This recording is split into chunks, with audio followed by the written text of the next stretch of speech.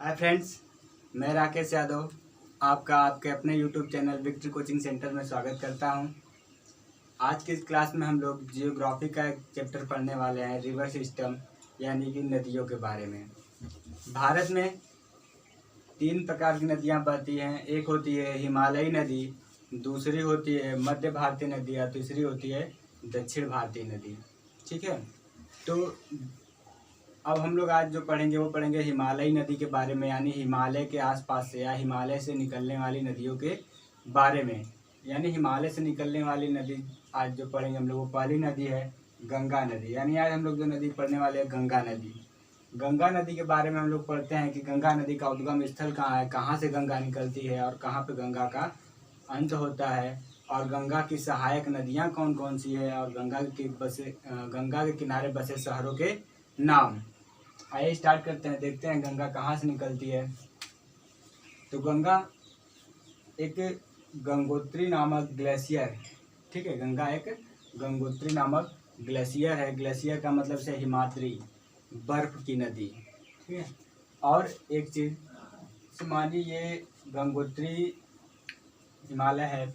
अब यहाँ से जो ग्लेशियर का पानी पिघल के निकलता है, जहाँ से ये पानी पिघल कर मुख्य धारा जहाँ से पिघल कर बाहर निकलेगी उसे हम लोग क्या कहते हैं, गोमुख कहते हैं। उस भाग को क्या कहते हैं, गोमुख कहते हैं, जहाँ से ग्लेशियर का पानी निकल के क्या बाहर आता है। ठीक है, तो उसके बाद जो गंगोत्री है क्या है, ग्लेशियर है। ये उत्तराखंड के उत्तरकाशी जिले में स्थित है। कहाँ स्थित है, गंगोत्री उत्तराखंड के उत्तरकाशी जिले में स्थित है। ठीक, और उसके बाद गंगोत्री का जब पानी, बर्फ का पानी जो पिघलता है, पिघल के बाहर आता है किससे, माना दर्रा। ये दर्रा होता है बच्चों, गैप होता है, जो कि उत्तराखंड में 3 दर्रे हैं, माना दर्रा, नीति दर्रा और लिपुलेख दर्रा। जहाँ दर्रा भी जान लेते हैं, दर्रा कहते किसे, गैप। ठीक है, गैप होता क्या है, 2 पहाड़ियों के बीच का एक सकरा रास्ता, ठीक है, जहाँ से एक जगह से दूसरे जगह को जोड़ते हैं या जहाँ से नदियाँ अपना रास्ता बना लेती हैं, उन्हें क्या कहते हैं, दर्रा कहते हैं। एक मूवी कुछ दिन पहले आई थी, आप लोग देखे होंगे, रॉडी राठौड़, अक्षय कुमार जी की। उसमें जो लास्ट का सीन होता है, विलन से जो फाइट होती है अक्षय कुमार की, उसमें आप देखे होंगे एक 2 पहाड़ों के बीच में होता है, एक सकरे रास्ते में होता है, वही होता है गैप या दर्रा। ठीक है, तो यहाँ पे जब गंगोत्री का पानी पिघल के बाहर निकलता है माना दर्रा से, तो वो भागीरथी नाम से एक प्रमुख धारा गंगा की निकलती है, भागीरथी। ठीक है बच्चों, अब भागीरथी से हम लोग कुछ नीचे आते हैं तो भागीरथी नदी में नदी आके मिलती है जिसका नाम है रुद्र गंगा।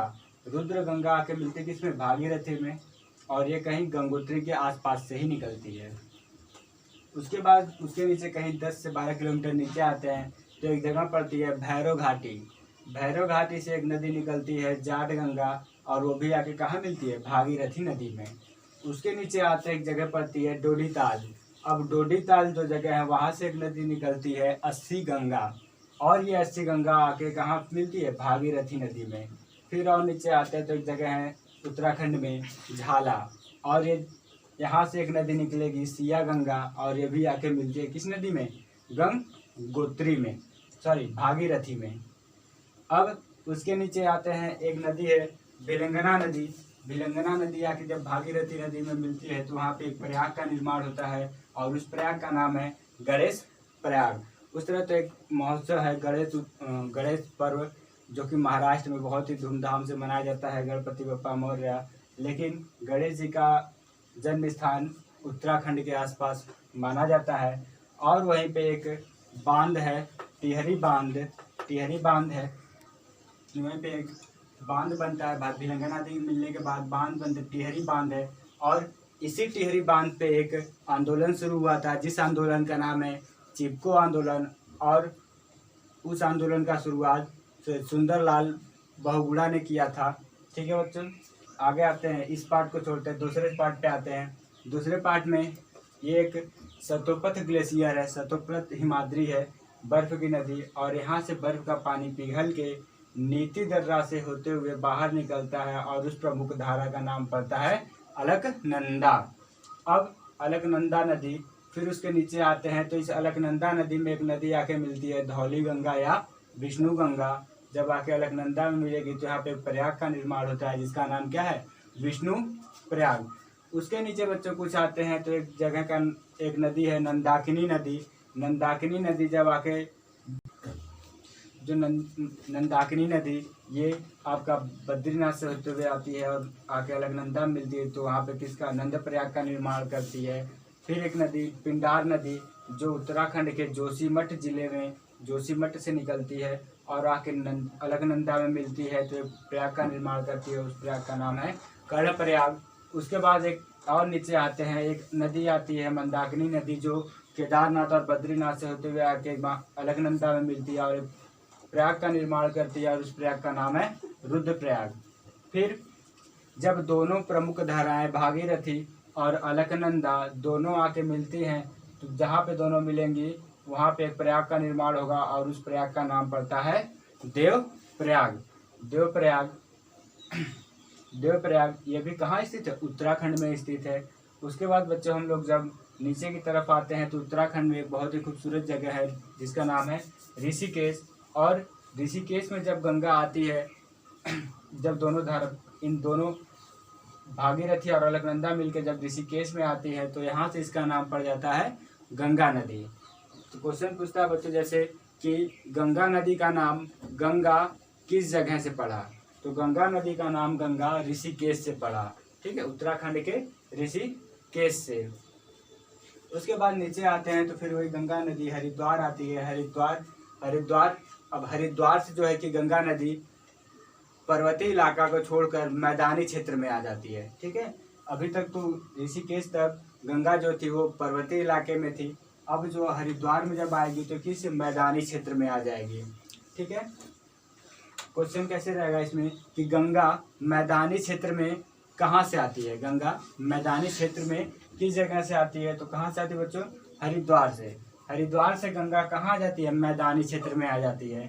उसके बाद हरिद्वार के बाद गंगा यूपी में प्रवेश करती है, यानी कि उत्तर प्रदेश में प्रवेश करती है। और कहाँ से, उत्तर प्रदेश में एक जिला है बिजनौर, बिजनौर से गंगा यूपी में प्रवेश करती है। और यूपी को छोड़ती कहाँ से है, तो चंदौली से, बलिया, जो यूपी को बलिया से छोड़ती है। और उसके बाद फिर आ जाती है बिहार। बिहार में एक जगह पड़ता है छपरा, जहाँ से बिहार में प्रवेश करती है। उसके बाद फिर बिहार से पटना से होते हुए आ जाती है झारखंड। झारखंड के मात्र एक जिले को टच करती है जिसका नाम है साहेबगंज जिला। और फिर नदी आ जाती है कहाँ, गंगा नदी पश्चिम बंगाल यानी कोलकाता। पश्चिम बंगाल में आने के बाद ये नदी गंगा नदी का एक भाग बांग्लादेश चला जाता है और दूसरा भाग हुगली नदी के नाम से पश्चिम बंगाल होते हुए हुगली नदी के नाम से बंगाल की खाड़ी में मिल जाता है। जब गंगा बांग्लादेश पहुंचती है तो बांग्लादेश में गंगा का नाम क्या पड़ जाता है, पद्मा नदी, ठीक है बच्चों।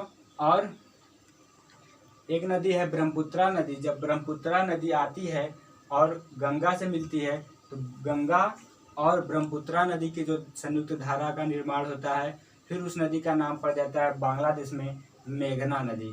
और वह मेघना नदी आकर सुंदरवन डेल्टा का निर्माण करते हुए बंगाल की खाड़ी में गिर जाती है और वहाँ पे विश्व का सबसे बड़ा बायोडाइवर्सिटी यानी सुंदरवन डेल्टा का निर्माण करती है। कौन नदी, गंगा और ब्रह्मपुत्रा। गंगा की कुल लंबाई बच्चों 2525 किलोमीटर है और भारत में गंगा की लंबाई 2071 किलोमीटर है। और उत्तर प्रदेश में गंगा की लंबाई 900 किलोमीटर है। पूछता है क्वेश्चन कि भारत के किस जिले में गंगा सबसे अधिक प्रवाहित होती है, तो भारत के उत्तर प्रदेश जिले में गंगा सबसे अधिक प्रवाहित होती है। कुल कितनी किलोमीटर, 900 किलोमीटर कुल उत्तर प्रदेश में गंगा प्रवाहित होती है। अब हम लोग गंगा की सहायक नदियों के बारे में पढ़ेंगे। गंगा की सहायक नदियाँ कौन कौन सी हैं, जैसे ये सारी गंगा की सहायक नदियाँ। अब गंगा की सहायक नदियों का मतलब कि ऐसी नदी जो गंगा में आके मिले, या तो गंगा से जाए, या तो गंगा से निकले, या तो गंगा में आके मिले, उन्हें ही क्या कहते हैं, गंगा की सहायक नदी कहते हैं, सहायक नदी। अब सहायक नदी तो हो सकता है कुछ नदियाँ आके नीचे से यानी दाएं तरफ से मिली होंगी कुछ नदियाँ ऊपर से आके यानी बाएं तरफ से मिली होंगी, ठीक है, तो उनके बारे में जानते हैं। नीचे से यानी दाएं से आके नदियाँ मिलने वाली कौन कौन सी नदियाँ हैं, उनके लिए एक ट्रिक है स्काइट। कौन सा ट्रिक है? स्काइट, SKYT। तो जो एस से क्या होता है सोन नदी, और के से कर्मनाशा नदी। कर्मनाशा नदी में एक नदी आके मिलती है, उसका नाम क्या है? चंद्रप्रभा नदी, यानी कर्मनाशा नदी की सहायक नदी है चंद्रप्रभा। और उसके बाद वाई से यमुना नदी, टी से टोंस नदी। ये सारी नदियाँ गंगा में नीचे की तरफ से जाके मिलती हैं, यानी दाईं तरफ से आके मिलती हैं। उसके बाद कुछ नदियां हैं जो ऊपर की तरफ से आके मिलती हैं, यानी बाईं तरफ से। उनके लिए उनको याद करने का एक छोटा सा ट्रिक है MKG3। G3 मतलब जी कितनी बार? 3 बार लिखा जाएगा। M से महानंदा, K से कोसी। कोसी की एक सहायक नदी है बागमती, जो कोसी में आके मिलती है। और कोसी नदी सबसे अधिक मार्ग परिवर्तन करने वाली नदी कौन सी है? कोसी नदी है। और इसे बिहार का शोक नदी भी इसीलिए कहा जाता है। कब कहाँ से रास्ता बदल दे, किधर तबाही मचा दे, कोई फिक्स नहीं इसका। आगे देखते हैं। जी से गंडक, और जी से घाघरा, और जी से गोमती। और एक प्रमुख नदी है गंगा की सहायक नदी, जिसका नाम है रामगंगा। रामगंगा नदी, ये भी गंगा की एक प्रमुख सहायक नदी है। उसके बाद ये सारी नदियाँ आके मिलकर बंगाल की खाड़ी में जाकर गिर जाती हैं, और यहाँ पे इसका गंगा का एंडिंग पॉइंट हो जाता है। इसके बाद आइए हम लोग देखते हैं गंगा के किनारे बसे प्रमुख शहर। गंगा के किनारे बसे प्रमुख, हम लोग पढ़ने वाले थे गंगा नदी के किनारे बसे प्रमुख नगर। और गंगा नदी के किनारे बसे प्रमुख नगर के लिए एक छोटा सा और एक मज़ेदार ट्रिक है, शॉर्ट ट्रिक याद करने के लिए। क्या है शॉर्ट ट्रिक? काना बाप हवाई वेग से भागा। काना बाप हवाई वेग से भागा, ठीक है, काना बाप हवाई वेग से भागा। अब बच्चों काना से क्या हो जाएगा हमारा? कानपुर। ब से क्या हो जाएगा? बक्सर। और प से क्या हो जाएगा? पटना। ह से हरिद्वार। वा से वाराणसी। ई से इलाहाबाद, और जिसका नाम बदलकर अब क्या कर दिया गया? प्रयागराज। वेग यानी बेगूसराय। से यानी साहेबगंज। भागा यानी भागलपुर। ये कुछ प्रमुख शहर थे जो गंगा नदी के किनारे बसे हुए हैं, ठीक है।